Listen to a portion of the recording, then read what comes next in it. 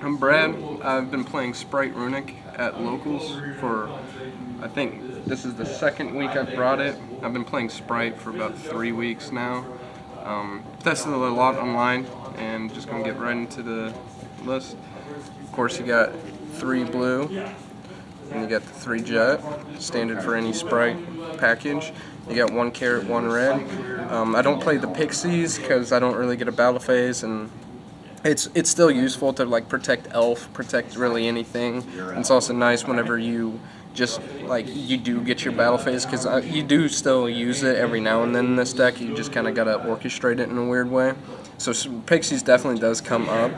It's just I can't really find the room for it, and I'm still working on this list, but I just don't like pixies in it at the current moment. I'd rather play the 1 red, 1 carrot, but if I was to, I'd side carrot out for pixies. Then play 3 swap frog and 1 Ronin for your totally awesome. I play a 1 of Viperia to keep drawing. And normally, if I just like depending on the way you open, if you don't need to use gigantic to summon out a swap frog, you can summon this guy out and just start getting advantage. And then you can loop him with elf whenever your toad's dealt with, or if you haven't gone into toad, you can just keep drawing with this guy. And in this deck, it's really good, especially if you have a fountain up, because the chances are of you drawing interruptions like 40% or something like that, because it's just how much you play. Play 3 starter, 1 smashers in the main deck. Smashers is crazy in this deck. You could honestly main deck 2, and like that would be good, because like it comes up all the time. Because if you have this in hand but like no flashing fire or any other way to get rid of stuff, you don't get a battle phase. So you have to kind of use smashers or just not use Runicks in order to beat over something. But this thing's just super nice because not only does it out towers, and not towers, but things with target protection or destruction protection are just kind of not the best protection, and it also outs like Mystic Mine, Floodgate Traps.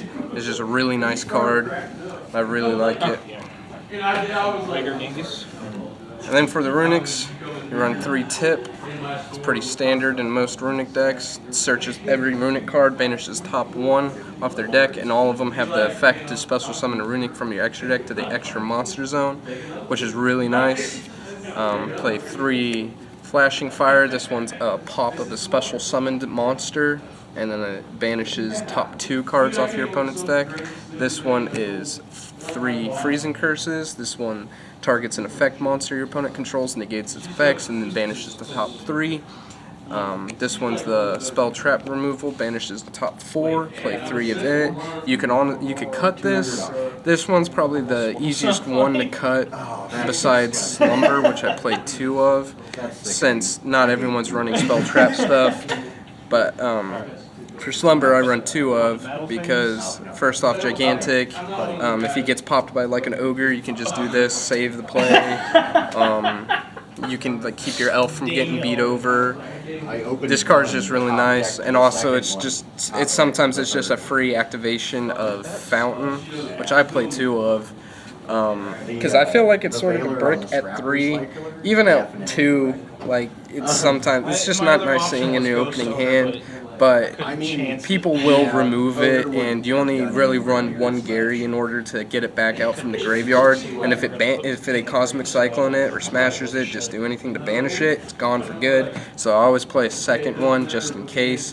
I mean, even today I got both of them outed, so that just sometimes it just doesn't go right for you. And that's it for the Runick spells.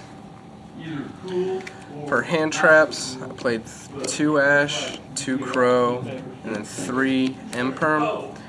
These are just things that are nice to draw into, and I do it of 2 of. Well, the only 3 of I'd run is Crow, because 3 Crow, 3 Imperm. It's just really nice, because Imperm and Crow are kind of the best hand traps in my opinion this format. The 2 Ash, this is really easy to side out in my opinion. Ash it's pretty good nowadays, but it's not as good as it was like last format or something, because people can just play through it a lot easier nowadays. So it's almost better to just run like Triple Tactics or Forbidden Droplet, just like a board breaker instead of an Ash specifically. But I play the 2. It's easy to side it out in order to get more hand traps that are better for that matchup. Going into the extra deck,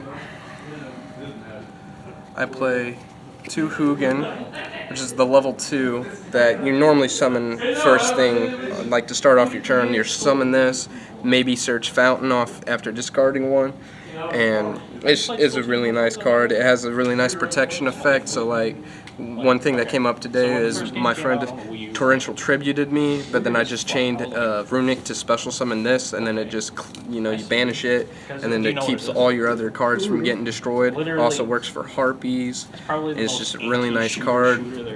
Level 2, that's why you play it with Spright. Play 1 Gary. This guy's really cool. You summon him to get back out Fountain, or if you summon him and they out him by battle, or if you crash into it, you can pop a card in the field, which that's nice sometimes, not gonna lie, just an extra pop. For Link 4s, I play Unchained Abomination and Topologic Zero Boros. This guy's basically Grand Maju, but always going to be able to one swing because of how many times you're going to banish from the top of your opponent's deck. And he already has 3k attack and he gains 200 attack and defense for 200 attack, not defense, for however many banished cards there are.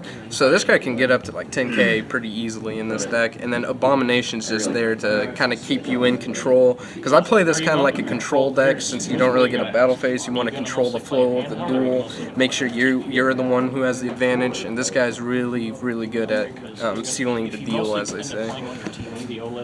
I play a Unicorn just for shuffle removal, because sometimes you just need that specific removal. And also it's nice to summon it off with IP Masquerena on your opponent's turn, because it's just good because they normal summon or do anything. They need that card on the field depending on the matchup. Just go into this, shuffle it back into the deck, and then they're not going to be able to do much. I play a Dark. Dark's really good because like half the game is Dark monsters, so you can normally get his effect off the special. And he's also nice if he gets outed, like destroyed by battle or card effect, and gets sent to the grave. You can add back any Sprite, blue or jet, I'm pretty sure, because they're Darks. And I think that's pretty nice, but the main utility is summoning a mirror matches like blue in order to search jet and get my combo started. That's his main purpose. Play 3 Elf, because you kind of have to play 3 Elf. This is a really grindy deck. Elf helps the grind game a lot, so you definitely want 3 of them. If you're playing 2 of them in this specific variant, I would definitely consider running 3, because unless if you're just playing a different build that's easier to like OTK with, or just has another option that's better than the 3rd Elf, you should be playing a 3rd Elf. It's just so good for a grind game, and it's came up for me just about every game. Play Totally Awesome. This guy's just good. Summon him off of Swap Frog and Ronin Totem. 2 Gigantic Sprite. You could make an argument to run 3 depending on how many level 2s you're running. I've always liked 2. 1 could get it done, but I think 2 is like at the golden ratio. And the final card I play is Onibamaru, Soul Sweeper. This guy's just good. He's kind of like Malicious Sin. He's not very useful in this deck. I'm actually thinking about subbing him out for, I think it's like number 43. He's a rank 2 that can target a face-up card on the field and negate it, and then also keep them from using that card's effects for their turn. And I think that's a lot better in this deck, since you don't really need to clear monsters for like a temporary amount of time, because if you're doing that, like, you should just flashing fire it or just smashers it. Like, this card's like really good in if you have a battle phase, but it's not that great. For the side deck, it's a little interesting, not too crazy. I run 2 Ghost Bell, because I'll side out the 2 Ash for the 2 Ghost Spell. Ghost Spell's really good this format with the tier elements, and also against Sprite, because they special summon with Grave with Elf a lot, so Ghost Spell's really good. And honestly, I kind of want to run 3, but I just can't find space for it, so I don't. Run 2 Ghost Ogre, because this card is probably, if I was to cut any from the side deck, I'd probably cut this one, because it's really good. But anything it does, I can just do it on my turn with the runic spells, like with Destruction, Abomination. I got a lot of answers, but it's nice to be able to do it like if you're going second and then like they're doing their stuff, and like if they're do Gigantic Spright, this card's good against Gigantic Spright, and also their Deterrament Field spell. I feel like this card's pretty good against. So that's really like the only two targets I really ever side this against, and I honestly prefer Ghost Bell, but sometimes I'll run both. I play 3 Nib in the side deck as well because Nib's really good against Tearlament, not so good against Spright since they have Gigantic locking you into 2s, but I still think it's a really good card, definitely good for certain matchups, and that's why it's in the side. I also play the Pankratops. If they ever get Anti-Spell Fragrance out or any annoying card, this guy is really good against it. Now, he can't out Mystic Mine, but he's a big number. He outs a card on the field. This guy's just really good, and I just really like him. Play 3 Dark Ruler. This card is just there so you can break a board. Like, if someone's got a really hard board against you, you just got to Dark Ruler them so you can actually establish yourself and then try to pick apart the board on their turn if you got Fountain. But this card, it's not amazing in Runick Spright, but like it's also, there's two sides of it, because like it's good if you have a battle phase to just clear over everything, but you're also not doing any damage, so if you have another way to clear out, which this deck does, you don't really need the battle phase, so it works pretty good for it, I think. I play 1 extra Smashers in the side. I wanted to play 2 in the side just so I could have 3. Third one rarely comes up, but when it does, it's the one that wins you the match. Like, this card's really powerful, especially at the 3rd copy, because they never expect it.